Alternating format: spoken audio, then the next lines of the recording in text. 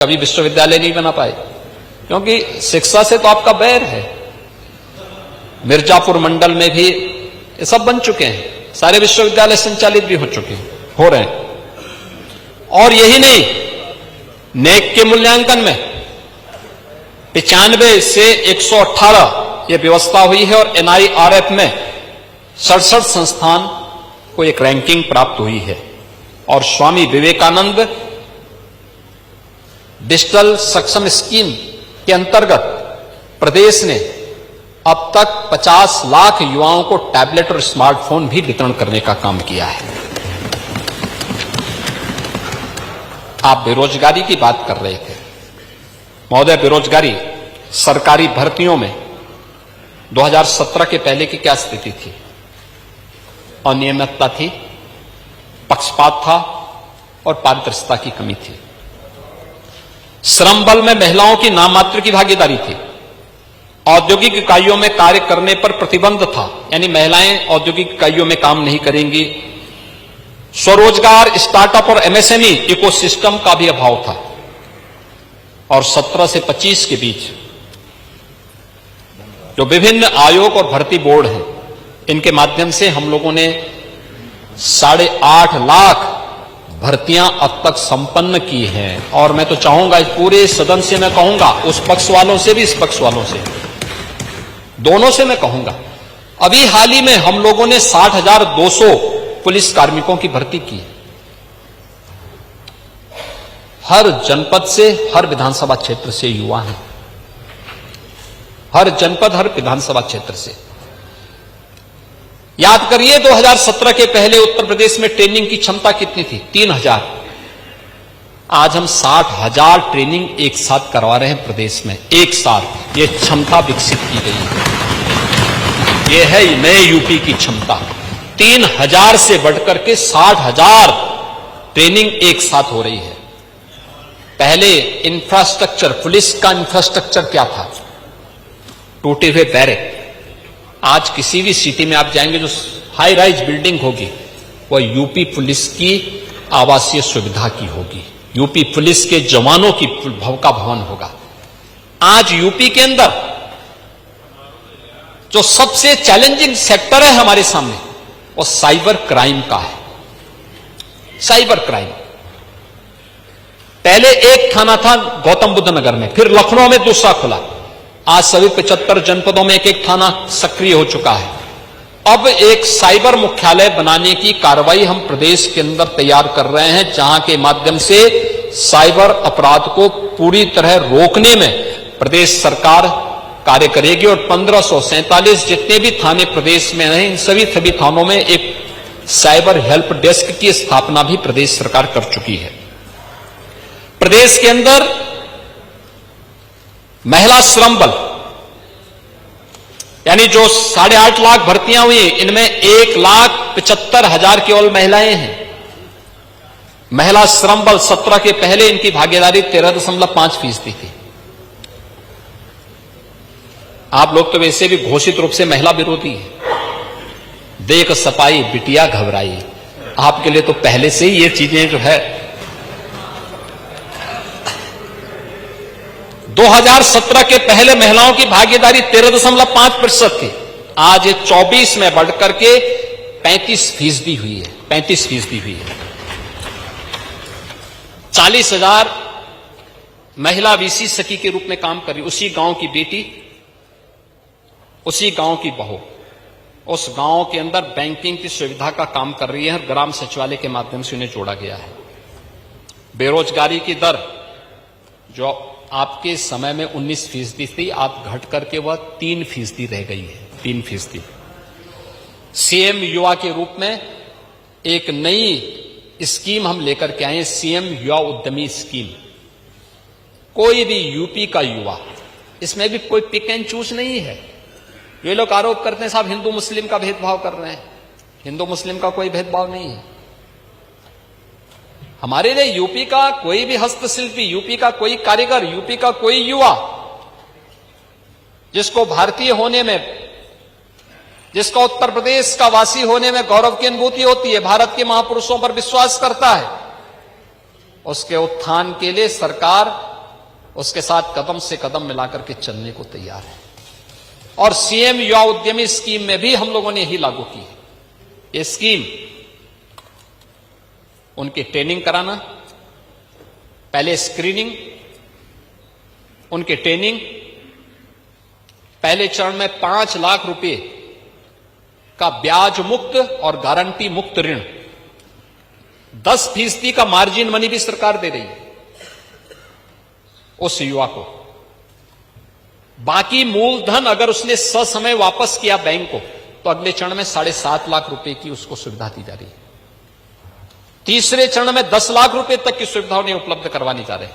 ये सीएम युवा की स्कीम, 70,000 युवा अब तक इस योजना का लाभ उत्तर प्रदेश के अंदर प्राप्त कर चुके हैं।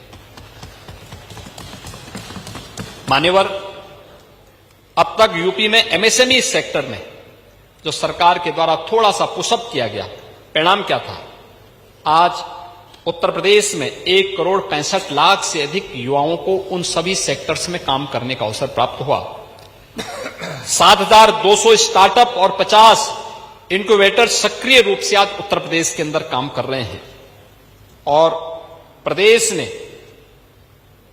इस दिशा में जो कार्य किए हैं, यह एक बेहतर सुविधा को उत्तर प्रदेश के अंदर आगे बढ़ाता है। स्वास्थ्य के क्षेत्र में भी उत्तर प्रदेश ने एक लंबी छलांग लगाई। मैं कल सुन रहा था, हमारे इस तरफ इस ओर के ही माननीय सदस्य बोल रहे थे कि आजादी के समय केवल 2 मेडिकल कॉलेज थे। 1947 से लेकर के 2017 तक पहुंचते पहुंचते इनकी संख्या 40 हुई, यानी 70 वर्ष लगे इन्हें 40 होने में, और 8 वर्ष में 40 नए मेडिकल कॉलेज बने हैं। इनकी संख्या अब 80 से ज्यादा हो गई। 2 एम्स बने हैं, एक गोरखपुर और दूसरा रायबरेली। 15 यानी एमएमआर 201 था, 1947 से 17 के बीच। संस्थागत प्रसव यह 67.8% था, और टीकाकरण का जो राष्ट्रीय औसत से भी ये 17.58% कम था।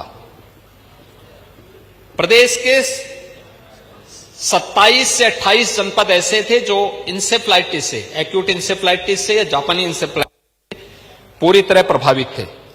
और महोदय, आज प्रदेश के अंदर सरकारी मेडिकल कॉलेजेस में जो सीटें हुई हैं 5,250, ये सरकारी मेडिकल कॉलेज में, और निजी मेडिकल कॉलेज में यह 6,550, पीपीपी मोड पर संचालित 350 सीट्स ये एमबीबीएस में आज प्रदेश के अंदर हुई हैं।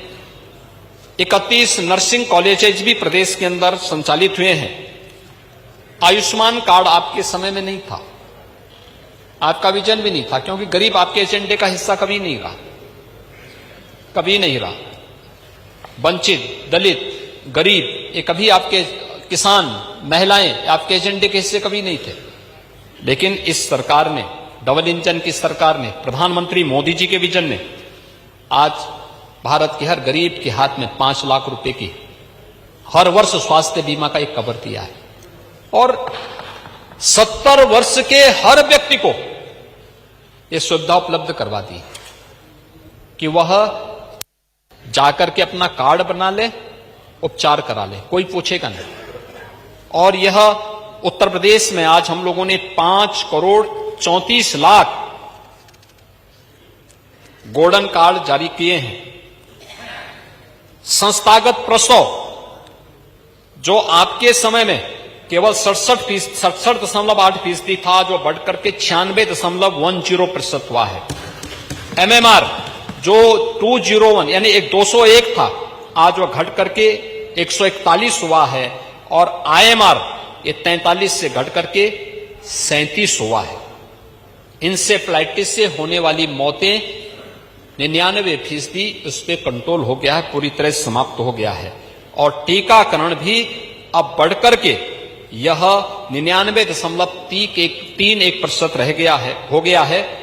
और टीबी उन्मूलन की दिशा में जो अभियान चल रहा है, यह आज अच्छी दिशा में चल रहा है, जिसमें अब तक 7,191 ग्राम पंचायतें पूरी तरह ट्यूबरक्लोसिस से मुक्त हो चुकी हैं। महोदय, शहरी इंफ्रास्ट्रक्चर के लिए 1947 से 2017 के बीच में अव्यवस्थित और इसका विस्तार था। शहरी निकाय संख्या और बजट आबादी की मांग के अनुरूप नहीं थी। शहरी बुनियादी सुविधाएं अधूरा कवरेज और असंतुलित विकास था। 17 से 25 के बीच हमने 117 नए नगर निकाय बनाए हैं, 123 का विस्तार किया है, 17 स्मार्ट सिटी को बनाया है और इस बार के बजट में हमारी सरकार ने तय किया कि हर जिला मुख्यालय से जुड़े हुए नगर निकाय को स्मार्ट सिटी की तर्ज पर हम विकसित करने का काम करेंगे। राष्ट्रीय राजधानी क्षेत्र में एक सुनियोजित शहरीकरण के विकास को लेकर के लखनऊ और उससे जुड़े हुए 7 जनपदों को लेकर के SCR, state capital region, Varanasi और विंध्य क्षेत्र को लेकर के एक इकोनॉमिक रीजनल डेवलपमेंट प्लान, ये अंतिम चरणों में हमारा वहां पे चल रहा है। अमृत 1 के अंतर्गत। हेलो, मैं सोनू।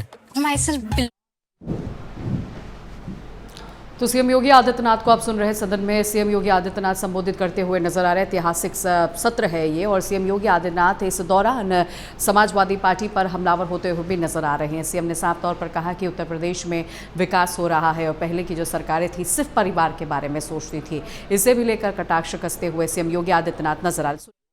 15,629 करोड़ रुपए की लागत से 539 परियोजनाओं के माध्यम से 43 लाख जल कनेक्शन, 5 लाख सीवर कनेक्शन, ये इसके माध्यम से प्रस्तावित किए गए हैं, जिन पर कार्य चल रहा है। प्रदेश के अंदर ODF के लक्ष्य को प्राप्त किया गया है। आकांक्षी नगर योजना लागू की गई है और सीएम नगर सृजन योजना के अंतर्गत आज प्रदेश के अंदर इस दिशा में बेहतरीन प्रयास किए जा रहे हैं, जो प्रदेश की व्यवस्था को और अच्छा बनाने की दिशा में काम कर रहे हैं। ग्रामीण विकास और पंचायती व्यवस्था में भी गांव से समृद्धि की दिशा में एक नए कदम बढ़ाए हैं। बुनियादी 1947 से 17 के बीच में एक बुनियादी सुविधाओं का अभाव था, कनेक्टिविटी नहीं थी। घर, बिजली, सड़क, पेयजल जैसी बुनियादी सुविधाओं का व्यापक अभाव था। पंचायतों में संसाधन और क्षमताओं की कमी थी। और 17 से 25 के बीच में सबसे पहले हर गरीब के सिर को ढकने के लिए एक छत, 56,80,000 परिवारों को एक एक पक्का मकान उपलब्ध करवाया गया है, जिसमें प्रधानमंत्री आवास योजना और मुख्यमंत्री आवास योजना के माध्यम से इन कार्यों को आगे बढ़ाया गया है। मनरेगा के अंतर्गत 235 करोड़ मानव दिवस का सृजन किया गया है और प्रदेश के अंदर महिलाओं की भागीदारी इन सभी योजनाओं में 42% भी की गई है। इसके अलावा रोजगार और आजीविका के लिए भी 98 लाख से अधिक परिवारों को SHG से 2,510 उचित मूल्य की दुकानें SHG के माध्यम से प्रदेश के अंदर संचालित हैं। ग्रामीण क्षेत्र में 165 विकासखंड मुख्यालयों को 2 लेन की सड़कों से जोड़ा गया। 1,385 किलोमीटर की सड़कें निर्मित की गई और इसके साथ ही प्रदेश के अंदर ग्रामीण क्षेत्र के अंदर 25,000 किलोमीटर की एक बेहतरीन नेटवर्किंग भी इन सड़कों को करने का कार्य किया गया। और जल संरक्षण के लिए अमृत सरोवर, हर ग्राम पंचायत में अमृत सरोवर के निर्माण के कार्यक्रम को आगे बढ़ाया गया। प्रदेश के अंदर ग्राम सचिवालय हर गांव में गांव के लोगों को गांव के अंदर ये सुविधाएं प्राप्त हों, यह भी उपलब्ध कराया गया है। और किसी भी आपदा से निपटने के लिए आपदा मित्र भी आज गांव के अंदर तैनात किए जा रहे हैं। महोदय, गरीबी उन्मूलन और सामाजिक सुरक्षा के लिए भी अगर आप देखेंगे 47 से 17 के बीच असमान पहुंच और सीमित कवरेज था। कल्याणकारी योजनाओं का लाभ पात्र लोगों को नहीं प्राप्त होता था, लेकिन 17 से 25 के बीच में जो नियोजित प्रयास हुए, आज नीति आयोग भी इस बात को स्वीकार करता है कि 6 करोड़ लोग उत्तर प्रदेश के अंदर गरीबी रेखा से उभरे हैं। और जीरो पॉवर्टी अभियान के तहत सरकार एक बड़े कार्यक्रम को आगे बढ़ाने जा रही है। 1,06,00,000 परिवार उत्तर प्रदेश के अंदर आज के दिन पे ऐसे हैं जिन्हें सरकार 12,000 रुपए सालाना पेंशन की सुविधा से निराश्रित महिला, वृद्धावस्था पेंशन और दिव्यांगजन पेंशन के साथ जोड़ने का काम कर रही है। और मुख्यमंत्री सामूहिक विवाह योजना के माध्यम से भी 4,77,000 बिटिया की शादी सरकार के द्वारा कराई जा रही है, जिसमें अनुदान की राशि 51,000 से बढ़ा के 1 लाख भी कर दिया गया।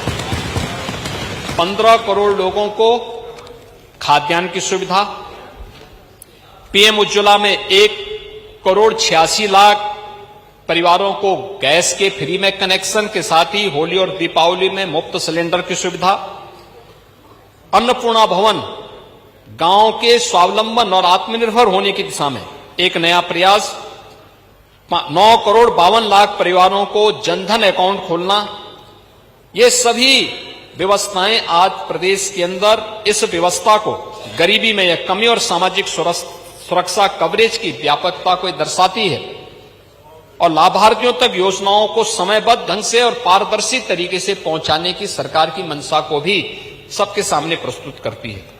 सामूहिक विवाह, पेंशन, अन्नपूर्णा भवन, one nation one ration card जैसी नीतियां समाज में जो सबसे कमजोर तबके का व्यक्ति है उसके गरिमापूर्ण जीवन को आगे बढ़ाने का एक माध्यम है। सरकार के द्वारा ऐसे पर्यटन और विरासत की संरक्षण के लिए सरकार ने जो कार्य किए, ये केवल एक विरासत का संरक्षण मात्र नहीं था, रोजगार के संरक्षण के लिए भी था। 1947 से 2017 के बीच राज्य में राष्ट्रीय पर्यटन में हिस्सेदारी प्रदेश में जो थी वह अगर आप देखेंगे तो उत्तर 16 में घट करके केवल 13.1% थी और 17 से 25 के बीच में अगर आप देखेंगे तो यह उत्तर प्रदेश ने आज 16 में केवल 21 करोड़ पर्यटक यूपी में आए थे। 2024 में 66.9 यानी 66 करोड़ 90 लाख पर्यटक उत्तर प्रदेश में आए और आज उत्तर प्रदेश की हिस्सेदारी यह बढ़कर के 19% से अधिक हुई है। महाकुंभ में अकेले ही 66 करोड़ श्रद्धालु अकेले महाकुंभ का हिस्सा बने थे।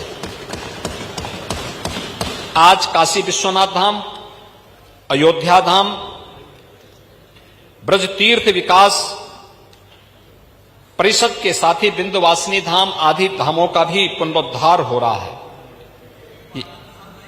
हाँ, देवपाटन धाम भी बढ़ेगा, वो भी सभी होंगे। और जिस बौद्ध पर्यटन की आप बात कर रहे थे, रामायण सर्किट हो या कृष्णा सर्किट, बौद्ध सर्किट, शक्ति सर्किट, इन सभी के विकास के लिए ये डबल इंजन की सरकार कार्य कर रही है। हम लोग कपिलवस्तु में भी हेलीपोर्ट की सुविधा उपलब्ध करवाने जा रहे हैं। और आपने जो बात कही अभी हाल ही में कि कपिलवस्तु के उत्खनन में भगवान बुद्ध की जो अस्थियां वहां अस्थि कलश बरामद हुआ था, कोलकाता के म्यूजियम में है। हमने उसके लिए भी लिखा है, लेकिन आपको मालूम होगा कि अभी हांगकांग में एक भगवान बुद्ध से जुड़े हुए अस्थि कलश की नीलामी हो रही थी। आदरणीय प्रधानमंत्री जी के हस्तक्षेप से वो रुका है, वह भारत में आ रहा है और भारत में हम उसको कपिलवस्तु में ही स्थापित करने जा रहे हैं। उसके लिए भी हम काम करने जा रहे हैं, उस पर भी हम काम करने जा रहे हैं, उसके लिए भी हम काम करने जा रहे हैं। चाहे वह जैन परिपथ हो, वाइल्ड लाइफ परिपथ हो या फिर नेपाल की तराई के क्षेत्र में इको टूरिज्म का और बुंदेलखंड और बिंद क्षेत्र में हेरिटेज टूरिज्म का एक नया वहां पर सेक्टर स्थापित करने का, इस दिशा में भी सरकार के द्वारा बेहतरीन प्रयास हुआ है। और आज प्रदेश में चाहे वह पर्यटकों की संख्या में जो भारी वृद्धि हुई है, ये सभी चीजें हम सबका ध्यान अपनी ओर आकर्षित करती हैं और प्रदेश के परसेप्शन को बदलने में बहुत बड़ी भूमिका का निर्वहन भी कर रहा है। लेकिन ये केवल इसके माध्यम से, दुनिया के अंदर आप देखेंगे, आप जिस बात को कर रहे थे कि उन्होंने बहुत, दुनिया के तमाम देशों ने अपनी विरासत का संरक्षण बहुत अच्छे तरीके से किया है, लेकिन आपकी पार्टी का घोषित एजेंडा क्या है? आप श्री राम को कोसेंगे, श्री कृष्ण की परंपरा को कोसेंगे। नहीं, आप ही की पार्टी के सदस्य कोसने का काम भी करते हैं, रामचरितमानस की पावन प्रतियों को फाड़ने का काम भी करते हैं, ये भी करते हैं। श्री कृष्ण की परंपरा को कोसने का काम करते हैं, उनकी परंपरा पर संदेह करते हैं। आपको हर चीज वोट बैंक की नजर से देखने को देखते हैं, हर कार्य को वोट बैंक की नजर से आप देखने का काम करते हैं। लेकिन याद रखना, दुनिया की जो भी देश आगे बढ़े हैं, अपने विरासत का संरक्षण करके, उस पर गौरव की अनुभूति करके ही वो आगे बढ़ा है। दुनिया का हर देश उनके संरक्षण के लिए कार्य करता है, उनके उत्थान के लिए कार्य करता है, उनके लिए प्राणपण से जुड़ता है। आधुनिकता ये नहीं कि अपनी विरासत को भूल करके हम उस चौराहे पर खड़े हों जहां पर हमारे सामने आगे बढ़ने की सारी संभावनाएं बाधित हो जाएं, और समाजवादी पार्टी उस भटकाव का शिकार है। दुर्भाग्य से आज उसमें इस मार्गदर्शन का अभाव है, और इसको अगर समझ पाएंगे, उत्तर प्रदेश की इस बड़ी ताकत है। काशी विश्वनाथ धाम हो या अयोध्या में श्री राम जन्मभूमि, मथुरा में श्री कृष्ण जन्मभूमि हो, या फिर श्री बांके बिहारी का पावन धाम, मां विंध्यवासिनी धाम हो या चित्रकूट या नैमिषारण्य या फिर सुखतीर्थ या शाकंभरी धाम हो या देवीपाटन धाम, भगवान बुद्ध से जुड़े हुए स्थान सारनाथ हो या कुशीनगर हो या लुम्बिनी हो या कपिलवस्तु हो या श्रावस्ती हो या कौशाम्बी हो या संकिसा हो, या फिर हमारा पवित्र सोरो धाम, ये सभी भारत की विरासत की उच्च आध्यात्मिक विरासत से जुड़े हुए हमारे पवित्र स्थल हैं। और इसमें केवल आध्यात्मिक जिज्ञासु ही नहीं आता है, अन्य पर्यटक भी आते हैं, वे भी देखते हैं। और याद रखना, इसमें कोई जाति विशेष के लोग नहीं हैं। वाराणसी में भगवान विश्वनाथ धाम से केवल ब्राह्मण पुजारियों का ही संरक्षण हो पा रहा है क्या? जो टैक्सी वाला है, जो ठेला वाला है, जो फूल पत्ती बेचने वाला है, जो मिठाई की दुकान लगाने वाला है, जो नाविक है, ये कौन लोग हैं? होटल संचालक हैं, कौन लोग हैं? आप लोगों ने कभी इसको माना ही नहीं। चाहे काशी विश्वनाथ धाम हो या अयोध्या में श्री राम जन्मभूमि, मां विंध्यवासिनी का धाम मिर्जापुर हो, या फिर मथुरा वृंदावन सुख तीर्थ हो, या फिर नैमिषारण्य, यहां पर जहां पर भी ये पर्यटन स्थल विकसित किए जा रहे हैं, इस समग्र समाज के विकास की आधारशिला बनती है, रोजगार के नए सृजन की आधार भी बनती है, लोगों के जीवन में भी, और उत्तर प्रदेश की बेहतरीन विरासत के संरक्षण के इस अभियान को भी आगे बढ़ाती है। महोदय, कानून व्यवस्था भय मुक्त, निवेश अनुकूल और समाज सुरक्षित यूपी आज एक नई पहचान बनी है। 47 से 17 के बीच असुरक्षा, उच्च अपराध दर, बेटी हो और या व्यापारी, कोई भी सुरक्षित नहीं। और 17 से 25 के बीच सुदृढ़ कानून व्यवस्था का एक मॉडल प्रदेश बना है। 2,19,000 भर्ती यूपी पुलिस का पार्ट बनी। अकेले उत्तर प्रदेश पुलिस ने 2,19,000 भर्तियां की हैं। 1,53,000 पुलिस कार्मिकों के प्रमोशन भी हुए हैं। वर्षों से 20-20 वर्ष से प्रमोशन नहीं मिल पाए थे। समाजवादी पार्टी की सरकार के समय 54 पीएससी की कंपनियां समाप्त कर दी गई थी, क्योंकि पीएससी में भी इनको सांप्रदायिकता नजर आती थी, लेकिन वे समाप्त कर दी गई थी। और आज महिला पुलिस के साथ साथ 3 महिला पुलिस बटालियन का भी गठन हुआ है।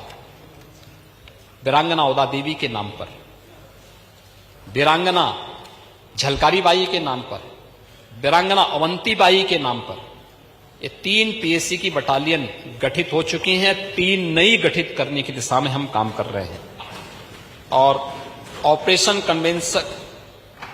कन्वेक्शन के तहत भी हम लोगों ने 1,04,718 अभियुक्तों को दोषित करवा करके 70 को मृत्युदंड, 8,785 को आजीवन कारावास,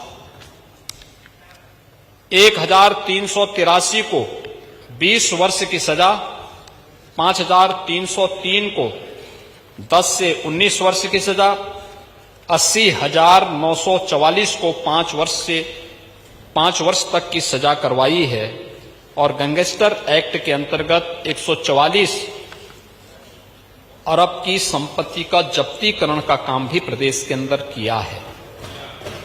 महोदय, परिणाम क्या है? परिणाम है, अगर 16 की तुलना में 25 में हम तुलना करें तो डकैती में 94% की कमी आई है। शिवपाल जी, 94% की कमी आई है डकैती में। लूट में 82% की कमी आई है। हत्या में 47% की कमी आई है। फिरौती हेतु अपहरण 50% की कमी आई है। दहेज हत्या में 16% की कमी आई है और बलात्कार की घटनाओं में 50% की कमियां आई हैं। प्रदेश में 17 में जो 4 फॉरेंसिक लैब थी आज बढ़कर के 12 हुई हैं और 6 निर्माणाधीन है। और बाकी अन्य चीजों के बारे में महोदय मैंने यहां पर ये बात कही, ये एक पक्ष है जो हमने 17 तक की कही, 17 से 25 के बीच कही या 17 से पहले की बात कही। 17 के पहले क्या था? पहचान का संकट और सुरक्षा का माहौल। 17 के बाद प्रदेश अपनी एक नई पहचान के लिए जाना जा रहा है। बीमारू राज्य से आज भारत के ग्रोथ इंजन बनने की ओर अग्रसर है। और इसलिए महोदय, ये सभी इसलिए हो पाया क्योंकि प्रधानमंत्री जी का मार्गदर्शन और उनके यशस्वी नेतृत्व में उत्तर प्रदेश ने उनके विजन को मजबूती के साथ जिस मजबूती के साथ धरातल पर उतारने का परिणाम, उसका परिणाम है आज उत्तर प्रदेश अपनी पहचान के लिए मोहताज नहीं, आज वो एक नए अपनी विरासत पर गौरव की अनुभूति करते हुए आगे बढ़ा है। हमने तो कभी भेदभाव नहीं किया, हमने तो नहीं माना, हम लोग तो इस बात को मानते रहे, हमारे संस्कार हैं कि अयम निज प्रोवेति गणना लघु चेतसाम उदार चरिता नाम तो वसुधैव कुटुंबकम। और इस भाव के साथ चलने का परिणाम था कि उत्तर प्रदेश तेजी के साथ, बुलेट ट्रेन की स्पीड के साथ आज अपनी रफ्तार को आगे बढ़ा रहा है। और महोदय, इसीलिए अब ये विजन डॉक्यूमेंट जो हम लोग आगामी 2047 की दिशा रखना चाहते हैं, ये एक प्रस्ताव है, ये फाइनल नहीं है। हाउस की जो राय होगी, विशेषज्ञों की जो राय होगी, नीति आयोग के साथ बैठ करके जो तय होगा, उत्तर प्रदेश के लोगों की जो राय होगी, उसके अनुरूप हम इस विजन डॉक्यूमेंट को फिर फाइनल शेप देंगे। खासतौर पर इन 8 वर्षों में जो कुछ हमने किया है, उसके लिए हमने एक टारगेट भी तय किया है। 2029-30 तक उत्तर प्रदेश को $1 ट्रिलियन की इकोनॉमी बनाने की।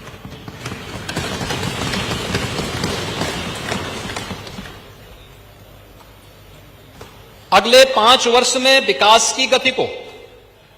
फिर ये डुगडुगी गई कहाँ? पापा के साथ साथ सारे सपने भी चले गए। अब तो मुख्यमंत्री योगी आदित्यनाथ ग्रोथ के इंजन किस तरीके से रफ्तार में है उत्तर प्रदेश में, इसके बारे में बता रहे थे। 2047 तक किस तरीके से उत्तर प्रदेश को विकसित राज्य बनाना है और सपा ने शासनकाल में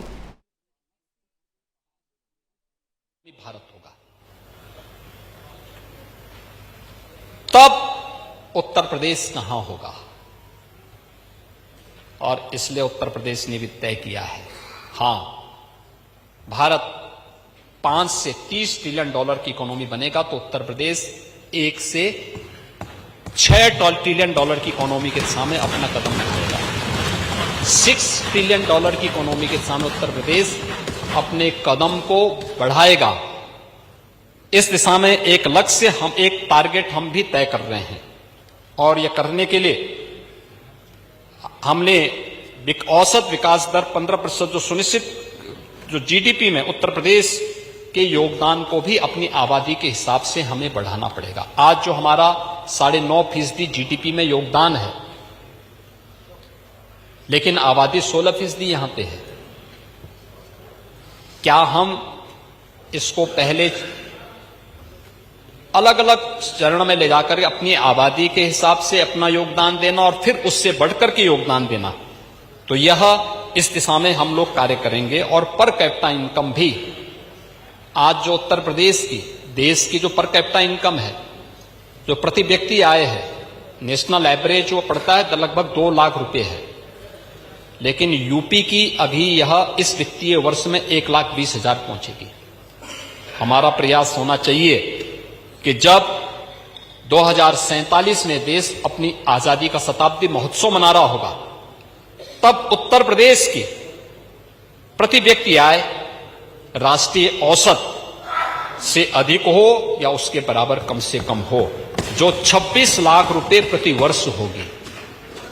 26 लाख रुपए प्रति वर्ष, यानी $20,000 प्रति वर्ष, ये व्यवस्था, ये हम लोग देने जा रहे हैं। और इसके लिए हम लोगों ने उत्तर प्रदेश के विजन 2047 में भारत एक विकसित राष्ट्र बनाना, तो उत्तर प्रदेश को उसकी आर्थिक, सामाजिक और सांस्कृतिक शक्ति का एक अग्रदूत के रूप में प्रस्तुत करना है। हमारा मिशन है समग्र विकास, हर नागरिक को घर, पानी, बिजली, शिक्षा और स्वास्थ्य की सुविधा उपलब्ध करवाना क्वालिटी के साथ। आर्थिक नेतृत्व, उद्योग, कृषि, सेवाओं में प्रतिस्पर्धी बढ़त और नए भारत के ग्रोथ इंजन के रूप में अपने आप को स्थापित करना। सांस्कृतिक धरोहर का पुनर्जागरण, यानी आध्यात्मिक विरासत और अत्याधुनिक विकास का एक बेहतरीन संगम हो। उत्तर प्रदेश उस सांस्कृतिक धरोहर के पुनर्जागरण का केंद्र बिंदु बने। 2047 हमारा देश अपनी स्वाधीनता का शताब्दी वर्ष मना रहा होगा। उस स्वर्णिम अवसर के लिए उत्तर प्रदेश ने अपने संकल्प के लिए, हमारा शताब्दी संकल्प, विकसित भारत, विकसित उत्तर प्रदेश,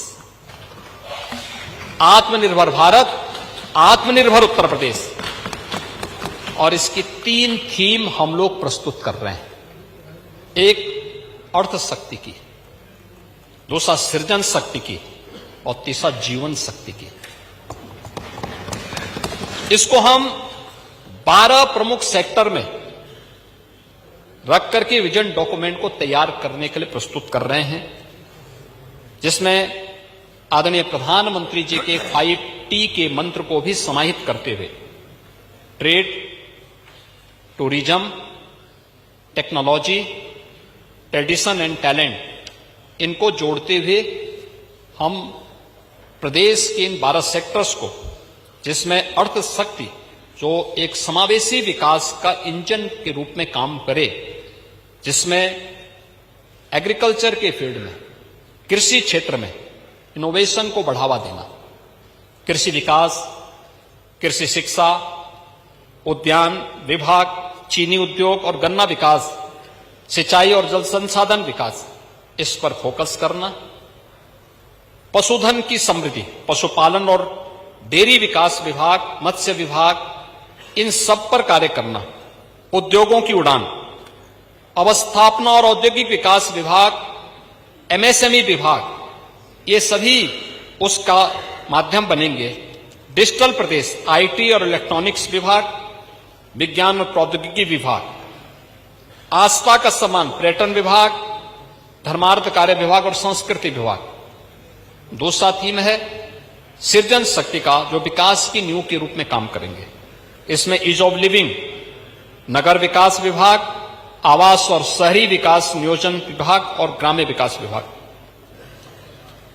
सुगम्य प्रदेश, परिवहन, नागरिक उड्डयन और इससे जुड़े हुए जो विभाग हैं जो कनेक्टिविटी को बेहतर करने में योगदान दे सकते हैं। एक संतुलित विकास हो, विकास जो भी हो पर्यावरण अनुकूल हो, वन और जलवायु परिवर्तन विभाग के साथ ही ऊर्जा के साथ भी हम एक ग्रीन एनर्जी की तरफ बढ़ सकें। जो आपने कहा कि जो हमारे पास थर्मल पावर है, ये थर्मल पावर की स्थिति एक चैलेंज है। दुनिया के देशों ने इसे बंद किया है, हम लोग इस में बढ़े हैं, हमने रिन्यूएबल एनर्जी की तरफ हम बढ़े, लेकिन रिन्यूएबल एनर्जी के बैकअप के लिए कोई तो चाहिए साधन। हमारे पास हाइड्रो पावर बनाने की सामर्थ्य और उस प्रकार की संभावना नहीं। हम अन्य राज्यों से बातचीत कर रहे हैं कि ठीक है, पैसा हमारा होगा, स्थल आपका होगा, आप हमारे प्लांट लगाने दीजिए, उसमें शेयर होगा। लेकिन वहां पर संभावना नहीं बनती है, तो हमारे पास दो नए क्षेत्र बनते हैं, जिसमें ग्रीन हाइड्रोजन का एक सेक्टर है, जिसके लिए जापान के साथ हम बातचीत कर रहे हैं। और जापान अभी हमारी 2 टीम ने विजिट किया था, खन्ना जी को भी हमने एक टीम के साथ भेजा था, जापान होकर के आए हैं और बहुत शीघ्र एक बड़े डेलीगेशन के साथ फिर वहां हम लोग जाकर के फिर वहां की टीम को यहां बुलाने जा रहे हैं। ग्रीन हाइड्रोजन में यूपी के अंदर चूंकि जल की पर्याप्त उपलब्धता है और वह एक संभावना यूपी के लिए बहुत अच्छी बन सकती है। और दूसरा जो सेक्टर होगा वह पावर के लिए वह होगा हमारे पास, जिसमें लोगों को अनावश्यक रूप से कुछ वैसी स्थिति पैदा होगी, लेकिन मेरा मानना है कि उसमें भी बहुत अच्छे यानी हाइड्रो पावर के संभावनाओं के बाद अगर हमारे पास रिन्यूएबल एनर्जी और हाइड्रोजन ग्रीन एनर्जी के साथ अगर कोई अन्य संभावना बन सकती है, तो परमाणु ऊर्जा के क्षेत्र में भी हमारे पास संभावनाएं बन सकती हैं। और उत्तर प्रदेश में कुछ ऐसे निवेशकों को भी हम आमंत्रित कर रहे हैं जो उस प्रकार के यहां पर निवेश को आगे कर सकें, और उस दिशा में प्रदेश काम कर रहा है।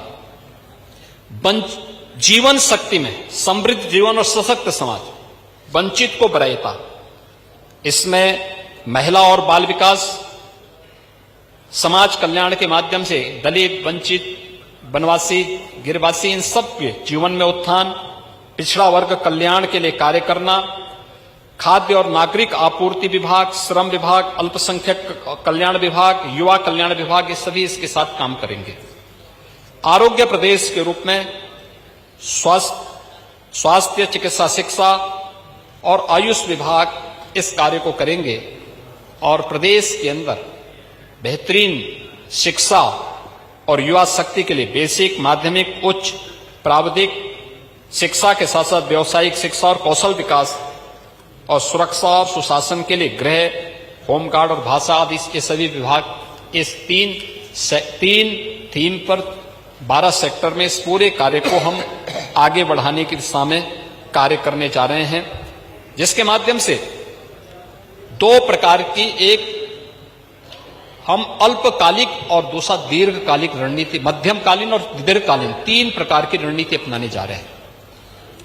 इस विजन डॉक्यूमेंट के माध्यम से 29-30 में हम क्या अचीव करेंगे, 35-36 में हम क्या अचीव करेंगे, और फिर 46-47 में उत्तर प्रदेश को क्या अचीव करना है। शॉर्ट टर्म, मीडियम टर्म और लॉन्ग टर्म, 3 प्रकार के, यानी हम एक सूक्ष्म समय में, एक कम समय में, कम अवधि के, लघु अवधि के कौन कौन से क्षेत्र में हमें क्या क्या चीजें अचीव करनी है, मध्यम अवधि के कौन से सेक्टर पे हमें काम करना है, पूरी ताकत वहां लगानी है, और फिर इसी प्रकार से हम अन्य कार्यों को भी दीर्घ अवधि के लिए हम 22 वर्ष की इस कार्य योजना को आगे बढ़ाने जा रहे हैं, जो हमारे सामने होगा, जिसमें टेक्नोलॉजी का बेहतर इस्तेमाल होगा। और इन सभी क्षेत्रों में टेक्नोलॉजी के माध्यम से हम बेहतरीन स्थिति को आगे बढ़ा सकते हैं। जो हमारे पास उसका एक विस्तार से हम उस चीज को आगे बढ़ाने जा रहे हैं। जो लघु अवधि के सेक्टर होंगे 29 व 30 के बीच में कृषि उत्पादकता और लक्ष्य को बढ़ाना, वैज्ञानिक तकनीकों का विस्तार करना, फसल विविधीकरण को बढ़ाना, निर्यात और आत्मनिर्भरता को बढ़ाना, प्रदेश के अंदर भंडारण और मूल्य प्राप्ति को, किसानों की आय को और अधिक बढ़ाने में योगदान देना, मध्यम और दीर्घ अवधि के लिए जो हमने अन्य लक्ष्य तय किए हैं, इसमें प्रदेश के अंदर कृषि उत्पादक और लक्ष्य को लेकर के कृषि में इनोवेशन और शैक्षिक और अनुसंधान, यहां पे रिसर्च एंड डेवलपमेंट के कार्यक्रम को और उसके इंफ्रास्ट्रक्चर को आगे बढ़ाने के लिए हम क्या कर सकते हैं, वैल्यू एडिशन के लिए हम प्रदेश के अंदर फूड प्रोसेसिंग के सेक्टर को कैसे आगे बढ़ा सकते हैं, mega food park, cold chain और पैकेजिंग हब की स्थापना, पैक्स और एचपीओज के माध्यम से प्रदेश के अंदर मिनी प्रोसेसिंग यूनिट्स, इन सब के साथ ही प्रदेश को एक्सपोर्ट के एक हब के रूप में कैसे स्थापित करेंगे। यह इस अवधि में एग्रीकल्चर के फील्ड में भी, पशुधन के क्षेत्र में भी, कि हम प्रदेश के अंदर इनकी उत्पादकता को कैसे पहले शॉर्ट टर्म में कैसे हम दुगना कर दें, प्रदेश के अंदर अंडा उत्पादन और प्रदेश के लक्ष्य को कैसे हम शॉर्ट टर्म में आगे बढ़ाएंगे, पशुओं की नस्ल सुधार के लिए क्या काम होने हैं, ये सभी कार्यों को आगे बढ़ाने का कार्य पहले चरण में और फिर मध्यम और दीर्घ अवधि के लक्ष्य को लेकर के हम काम करने जा रहे हैं। प्रदेश के अंदर लघु अवधि के क्षेत्र में उद्योगों के लिए भी प्रदेश ने एमएसएमई के एक हब के रूप में स्थापित करना, एक सशक्त इकोसिस्टम का निर्माण जो प्रदेश के अंदर नवाचार को, उद्यमशीलता को और निर्यात को प्रोत्साहित कर सकें, जिससे वैश्विक मंच पर उसे एक पहचान मिल सके। प्रदेश में 5 वर्ष में निर्यात को अभी हमने 84,000 से 1,86,000 करोड़ तक पहुंचाने में सफलता प्राप्त की है। इसको हम 4 गुना बढ़ाने में कैसे सफल हो सकते हैं, इसके लिए 5 वर्ष की एक रणनीति तैयार करना। प्रदेश में एमएसएमई की फैसिलिटेशन सेंटर, इसके यहां पे सर्टिफिकेशन की कार्रवाई, यहां पे टेक्नोलॉजी और पैकेजिंग जैसी स्थिति को आगे बढ़ाने में, एरोस्पेस और डिफेंस सेक्टर के लिए प्रदेश के अंदर प्रदेश को एक नए इकोसिस्टम के साथ जोड़ना, यह इसका एक लक्ष्य के साथ हम कार्य करेंगे। बीडा का पूर्ण विकास होगा इस दिशा में। इसके साथ ही बीडा के साथ साथ 3 नए औद्योगिक विकास प्राधिकरणों की स्थापना भी प्रदेश के अंदर यहां पर प्रस्तावित की गई है। मध्यम और दीर्घ अवधि के भी सेक्टर को इलेक्ट्रिक व्हीकल, बैटरियों के निर्माण के लिए, सेमीकंडक्टर जैसे अन्य उभरते हुए क्षेत्र में भी हम अग्रणी भूमिका कैसे निभा सकते हैं, यह तय करने के लिए एक नई रणनीति के तहत प्रदेश काम कर रहा है। डिजिटल प्रदेश के रूप में लखनऊ और कानपुर में अत्याधुनिक एआईसीटी के निर्माण, उसके इनोवेशन, रिसर्च के एक वैश्विक केंद्र के रूप में उसे स्थापित करने की दिशा में कार्य करना। ग्लोबल कैपेबिलिटी सेंटर जीसीसी के लिए एनसीआर, लखनऊ और नोएडा को भारत के शीर्ष डेस्टिनेशन के रूप में स्थापित करना। कम से कम 10 स्टार्टअप को यूनिकॉर्न के रूप में उन्हें वह दर्जा दिलाना, उसके लिए नए कार्य करना, विश्वस्तरीय इंक्यूबेशन हब्स के रूप में उसे स्थापित करना और प्रत्येक मंडल में एक इंक्यूबेटर स्थापित कर ग्रास रूट इनोवेशन को गति देना। स्पेस टेक्नोलॉजी में अग्रणी राज्य बनते हुए इसरो के सहयोग से किसी भी प्रकार की आपदा, मौसम की जानकारी हमारे किसानों को और नागरिकों को समय पे मिल सके, इन सब के लिए प्रदेश इसरो के साथ बातचीत करके अपना स्वयं का एक सैटेलाइट भी लॉन्च करने की दिशा में कार्य कर रहा है। इसके लिए अभी हाल ही में इसरो के चेयरमैन भी यहां आए थे और उनसे भी हमने इस बारे में चर्चा की है और एक सार्थक दिशा में यह कार्य आगे बढ़ रहा है। इलेक्ट्रॉनिक मैन्युफैक्चरिंग, सेमीकंडक्टर और ईवी बैटरी निर्माण में देश में अग्रणी स्थान तय करना। दीर्घकालीन लक्ष्य के लिए उभरती हुई प्रौद्योगिकी जैसे आर्टिफिशियल इंटेलिजेंस में, क्वांटम कंप्यूटिंग में, ब्लॉकचेन में ग्लोबल लीडर के रूप में अपने आप को स्थापित करने की दिशा में कार्य करना। युवाओं में आईटी और एआई के क्षेत्र में जो दुनिया भर से रोजगार के अवसर हैं उसको उपलब्ध करवाने की दिशा में कार्य करना, प्रदेश की वैश्विक डाटा सेंटर हब और आईटी निर्यात शक्ति के रूप में प्रदेश को स्थापित करना और विश्वस्तरीय आईटी पार्क टेक्नोलॉजी कॉरिडोर का निर्माण, इन सभी के लिए भी कार्य करना। आस्था का सम्मान, इसमें नैमिषारण्य, विंध्याचल, मथुरा, वृंदावन जैसे नए पर्यटन कॉरिडोर को विकसित करने के साथ ही रामायण सर्किट, कृष्णा सर्किट, बौद्ध सर्किट के विकास के लिए कार्य करना, वहां पे इको टूरिज्म को भी प्रदेश में उस सेक्टर को भी और तेजी के साथ आगे बढ़ाना, देशी और विदेशी पर्यटकों के लिए भी उस प्रकार की सुविधाएं उपलब्ध करवाना और मध्यम और दीर्घकालीन अवधि के लिए उत्तर प्रदेश को विश्व की सांस्कृतिक राजधानी बनाना, जहां हमारी प्राचीन विरासत यानी उच्च आध्यात्मिक विरासत के साथ साथ सांस्कृतिक वैभव का गौरव पूरी दुनिया देखे, इसके लिए यूपी को स्थापित करना। ईज ऑफ लिविंग के लिए, लघु अवधि के लिए विश्वस्तरीय स्मार्ट सिटी के रूप में इस कार्य को करना। SCR स्टेट कैपिटल रीजन उसका एक माध्यम बने, इसके लिए हम लोग इस दिशा में कार्य कर रहे हैं। इस पे हमारी व्यवस्था आगे बढ़ी है और प्रदेश के अंदर अगले 5 वर्ष के अंदर हर नागरिक को 24 घंटे विद्युत की अनवरत आपूर्ति हो सके, इस दिशा में प्रदेश सरकार ने कार्य प्रारंभ किया है। प्रमुख महानगरों में स्मार्ट सिटी में मेट्रो, लाइट मेट्रो और इको फ्रेंडली पब्लिक ट्रांसपोर्ट प्रणाली के विकास के लिए बेहतर शहरी कनेक्टिविटी सुनिश्चित हो सके, इसके लिए हम कार्य करेंगे और इस दिशा में एक सुनिश्चित योजना प्रदेश के अंदर लेके आना और मध्य और दीर्घकालीन अवधि के लिए भी प्रदेश में 5 अंतर्राष्ट्रीय स्तर के स्मार्ट शहरों में उत्तर प्रदेश के शहरों को भी शामिल कराना। अत्याधुनिक कनेक्टिविटी, उच्च जीवन स्तर और निवेश के अवसरों के मामले में विश्व के अग्रणी शहरों की बराबरी के मामले में उत्तर प्रदेश को आगे बढ़ाना। हमारे पास जो solid and liquid waste management का एक चैलेंज है, उस दिशा में भी हम तेजी के साथ काम करेंगे। सुगम्य प्रदेश के रूप में जेवर एयरपोर्ट को भारत के सबसे भव्य और आधुनिकतम इंटरनेशनल एयरपोर्ट के रूप में स्थापित करना। इस वर्ष के अंत में हम लोग उसको और उस एयरपोर्ट का उद्घाटन और उसको शुभारंभ करने जा रहे हैं। कार्गो और ट्रांजिट हब के रूप में प्रदेश की आर्थिक क्रांति का केंद्र हो, इसे बनाना।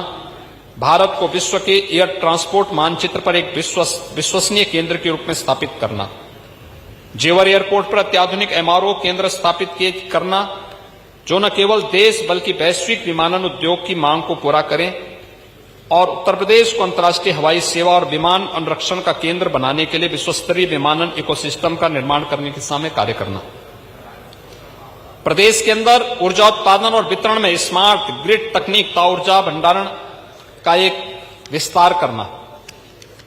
उत्तर प्रदेश के प्रत्येक उत्तर दक्षिण कनेक्टिविटी को बेहतर बनाना। अभी तक हमने जो भी एक्सप्रेसवे बनाए हैं, ये वेस्ट टू ईस्ट हैं,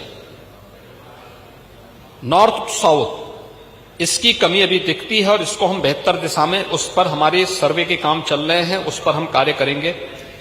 प्रदेश के अंदर रिन्यूएबल एनर्जी के लिए, कंप्रेस्ड बायोगैस के लिए जो संभावनाएं हैं, उनको तेजी के साथ आगे बढ़ाना। बुंदेलखंड और पूर्वांचल क्षेत्रों में नए सोलर पार्क स्थापित करने की दिशा में काम करना। उत्तर प्रदेश नेपाल सीमा पर मल्टीपर्पज ट्रांजिट हब के विकास और सीमा पार व्यापार और कनेक्टिविटी के नए अवसर को भी आगे बढ़ाना। और दीर्घकालीन रणनीति में हमारा प्रयास है कि हर मंडल में एक एयरपोर्ट का निर्माण हो सके, हर मंडल में हो, इसके लिए भी सरकार काम करेगी। संतुलित विकास यानी जिसमें पर्यावरण और जलवायु परिवर्तन के चैलेंजेस को भी हम फेस आसानी से कर सकें। प्रदेश ने अपने वन आच्छादन को बढ़ाने में सफलता प्राप्त की है। हम लोग जब आए थे, उत्तर प्रदेश का जो फॉरेस्ट कवरेज था केवल 8% था। आज ये बढ़कर के 10% हुआ है। इसे बढ़ा करके किसी भी स्थिति में आगामी कुछ समय के बाद हमारा प्रयास होना चाहिए कि अगले 5 वर्ष में हम इसे बढ़ा करके कम से कम 13 से 14% पहुंचाएं और फिर जितनी आबादी देश की यूपी के अंदर रहती है उतना हमारा फॉरेस्ट कवर जरूर रहे, इसको हम ठीक करें। पर्यावरण से संबंधित एसडीजी टारगेट जो प्रदेश का है उसके लिए लगातार ठोस कदम उठाना, वर्तमान की 80% थर्मल ऊर्जा पर निर्भरता को कम करने के लिए बिजली उत्पादन में 50% जो हिस्सेदारी है यह रिन्यूएबल एनर्जी और ग्रीन एनर्जी का भी हम कर सकें, इसको देखना। अयोध्या देश की पहली सोलर सिटी बनी है। हम हर म्युनिसिपल कॉरपोरेशन को सोलर सिटी के रूप में विकसित करने की अल्पकालीन अवधि को लेकर के काम कर रहे हैं और मध्यम और दीर्घकालीन अवधि के लिए भी हम लोगों ने फॉरेस्ट कवर को दीर्घकालीन अवधि के लिए कम से कम इसको 20% तक पहुंचाने के लक्ष्य को लेकर के प्रदेश के अंदर हर सिटी के अंदर उसे सोलर सिटी के रूप में भी डेवलप करने की संभावना हो। ग्रीन हाइड्रोजन एनर्जी की दिशा में प्रदेश को एक अग्रणी राज्य के रूप में स्थापित कर सकें, बाढ़, सूखा, हीट वेव जैसी चुनौतियों का हम सामना कर सकें, इन चीजों को भी हम देखेंगे।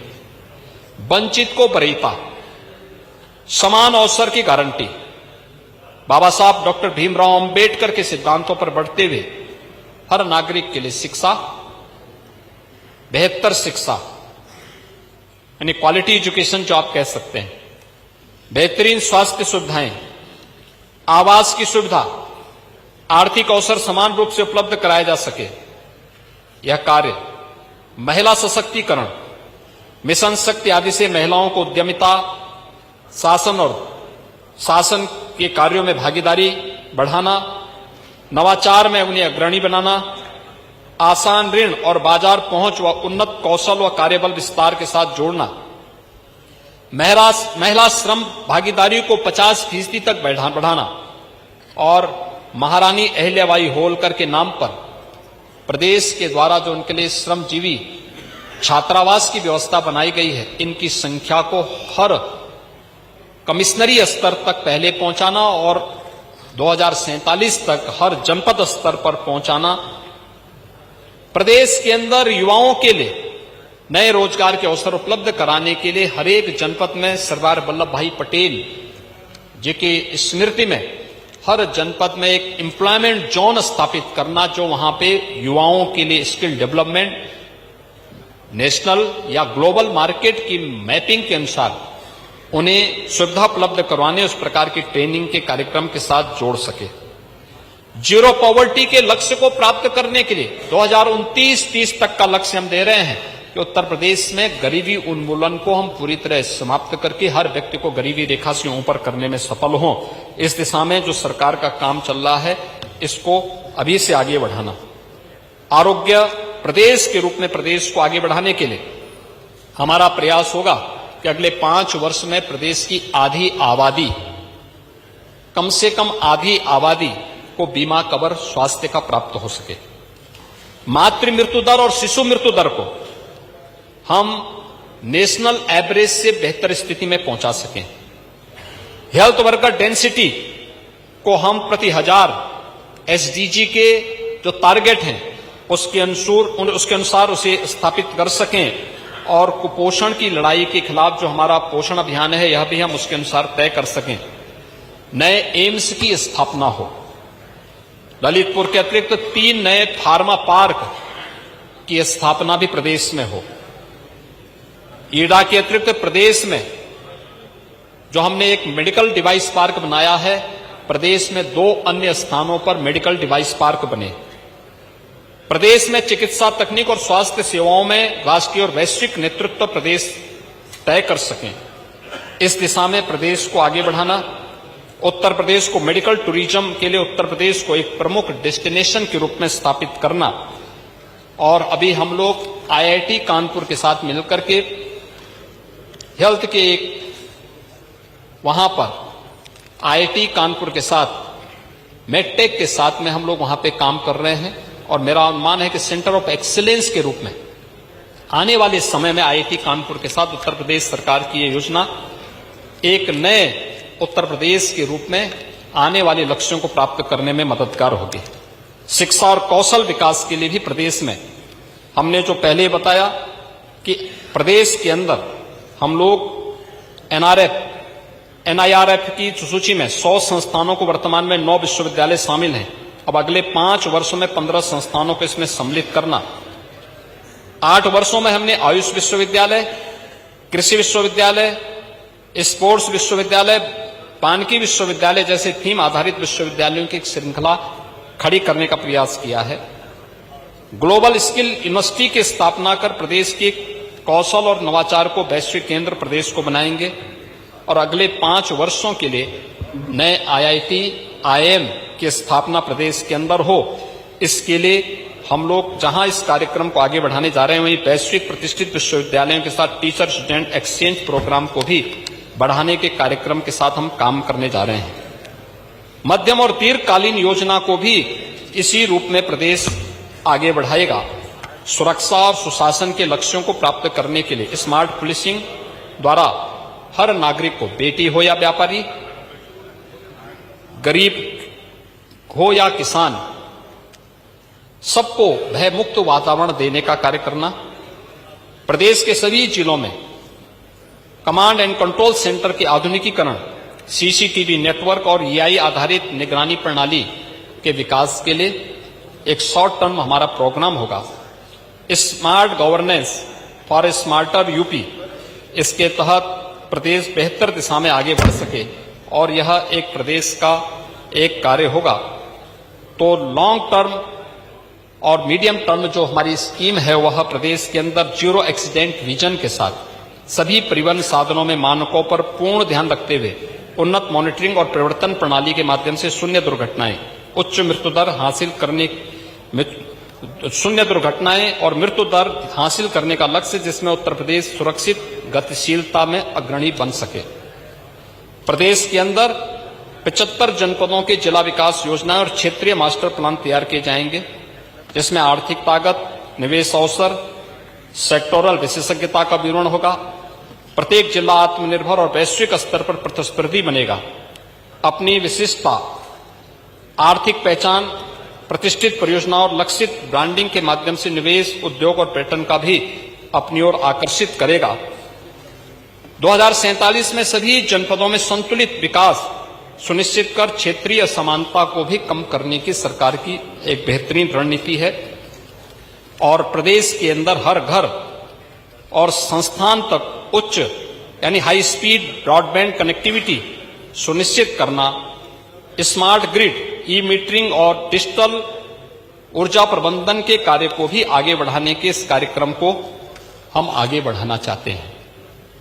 महोदय, यह विजन डॉक्यूमेंट उत्तर प्रदेश की 25 करोड़ जनता की आशा और आकांक्षाओं का एक प्रतिबिंब होगा। विकसित भारत के विकसित उत्तर प्रदेश की परिकल्पनाओं को साकार करने का एक रोड मैप होगा। हमने तय किया है इस विजन डॉक्यूमेंट को तैयार करने के लिए उत्तर प्रदेश के प्रत्येक परिवार का योगदान हो। इस उद्देश्य से हमने 500 से अधिक विषय विशेषज्ञों का एक पूल तैयार करने का निश्चय किया है। इसमें सेवानिवृत्त IAS, IPS, सेक्टोरल स्पेशलिस्ट, कृषि वैज्ञानिक, कुलपतिगण, प्रोफेसर्स, समाज विज्ञानी, चिकित्सक सहित विभिन्न क्षेत्रों के जो विशेषज्ञ हैं उन्हें भी इसमें शामिल किया गया है। यह विशेषज्ञ अगले 1 माह के भीतर प्रदेश के विभिन्न जनपदों, ब्लॉक, ग्राम पंचायतों, स्कूल, कॉलेजेस, विश्वविद्यालयों और तकनीकी संस्थानों में पहुंचेंगे।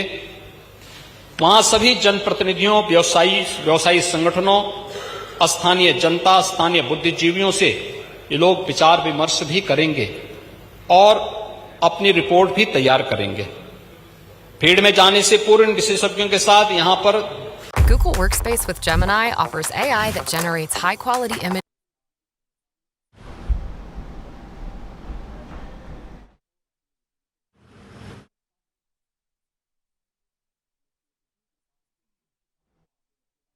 नाथ को सुन रहे थे आप। लगातार वो चर्चा का हिस्सा बन रहे हैं और अपनी तमाम राय साझा कर रहे हैं।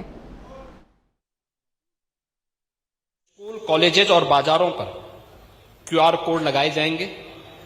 उनके माध्यम से एक विशेष पोर्टल भी तैयार किया जा रहा है और इसका उपयोग सहजता से किया जा सकता है।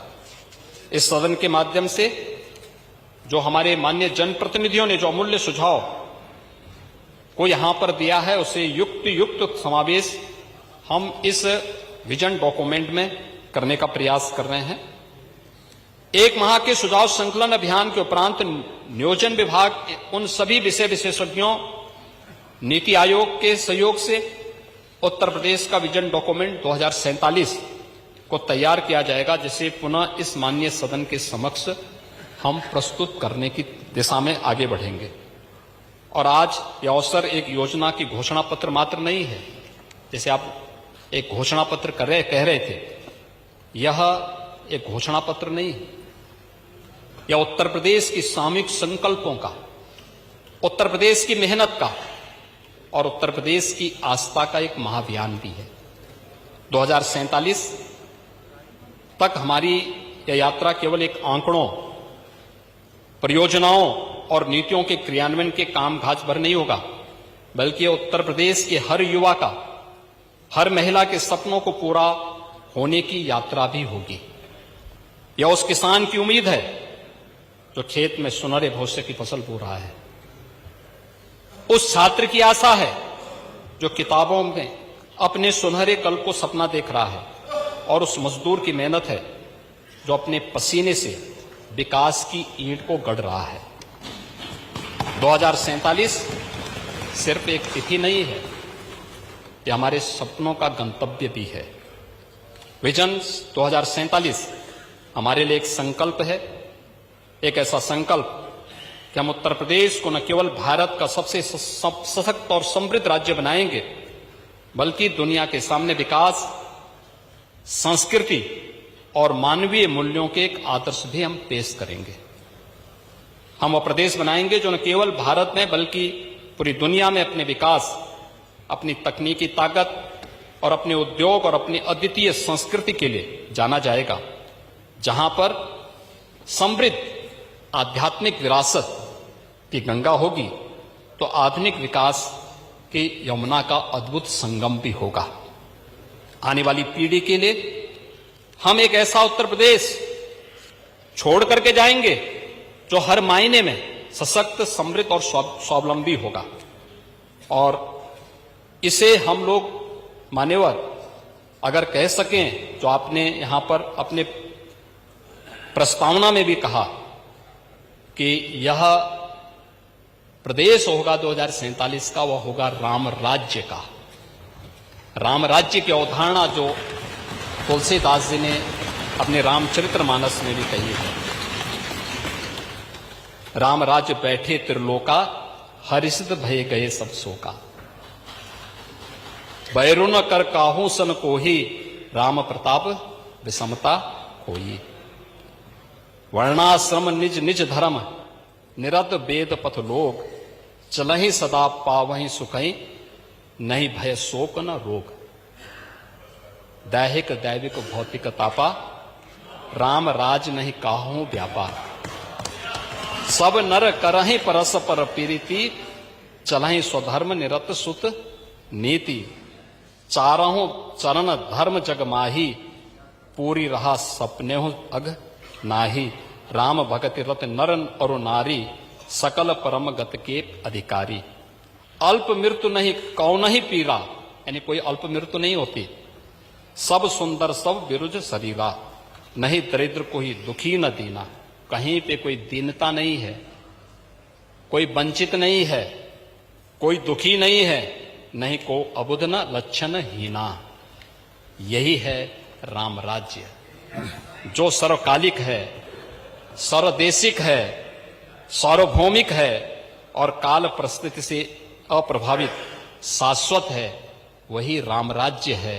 और उसी राम राज्य की अवधारणा को 2047 में साकार करने के लिए इस पूरे सदन को मैं आह्वान करूंगा कि हम लोग इस विजन को पूरा करने के लिए उस वैदिक मंत्र को आत्मसात करें जो हम सबको एक साथ चलने, एक साथ सोचने और एक साथ बोलने के लिए प्रेरित करता है। सम गच्छध्वम सम वदध्वम सम नो मनासि जानताम, उस वैदिक वाक्य से प्रेरणा प्राप्त करके हम आगे बढ़ेंगे और यह समृद्ध सशक्त उत्तर प्रदेश का स्वप्न साकार होगा। क्योंकि जब 25 करोड़ लोग एक स्वप्न, एक संकल्प के साथ जागेंगे, बोलेंगे, सोचेंगे और एक दिशा में मिलकर के कार्य करेंगे, तो वह इतिहास बदलने का काम करेगा, बहुत से नए रंग में ढलता हुआ दिखाई देगा और उत्तर प्रदेश विकसित भारत का एक ग्रोथ इंजन के रूप में अपने आप को स्थापित करेगा।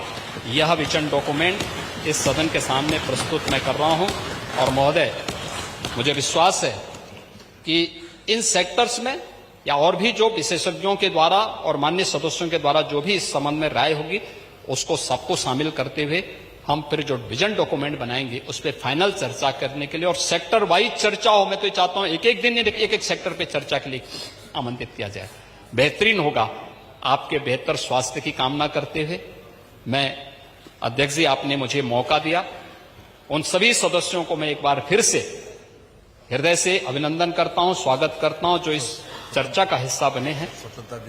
और कल देश की स्वाधीनता दिवस भी है, तो देश की स्वाधीनता दिवस का भी और परसों जन्माष्टमी भी है, तो जन्माष्टमी की भी हृदय से मैं आप सबको बधाई देता हूं। धन्यवाद।